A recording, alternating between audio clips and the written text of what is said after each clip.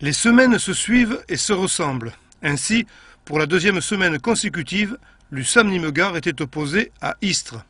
Ce coup-ci, en huitième de finale de la Coupe de la Ligue de handball, de la même manière que 11 autres clubs de la D1, Montpellier et Chambéry, ne prenant part à la compétition qu'à partir des quarts de finale. A noter que le carré final se disputera à Miami, et oui, c'est bien de la Floride dont on parle.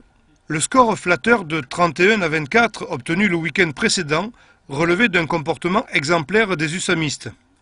Partant de cela, sans se dire que les Nîmois rejoueraient à l'identique moins d'une semaine plus tard, nous nous disions, très légitimement, que même revu à la baisse, le jeu des hommes d'Alain Porte resterait suffisant pour passer le cap des huitièmes. C'était sans compter sur la fierté des Istréens qui allaient tout faire pour ne pas repartir bredouille du Parnasse une fois de plus. Une détermination pour l'emporter qui pouvait s'exprimer, tant ce soir-là l'USAM oubliait de répondre présent. Menés d'un bout à l'autre du match, les Nîmois ont eu énormément de mal à trouver le chemin défilé, malgré de suffisantes occasions de tir.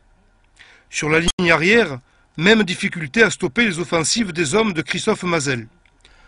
Ceci aidant cela, l'écart se creusa, allant jusqu'à 6 buts, et ce, à plusieurs reprises, alors qu'en seconde période, les USAMistes semblaient réagir favorablement.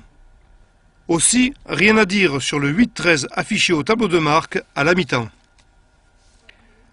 En seconde période, à plusieurs reprises, les joueurs locaux eurent la possibilité de réduire l'écart, des occasions dont ne profitaient pas les Gardois. Alors qu'à la 41e minute, l'USAM rendait encore pas moins de 6 longueurs à Istres, la situation eut tendance à s'inverser.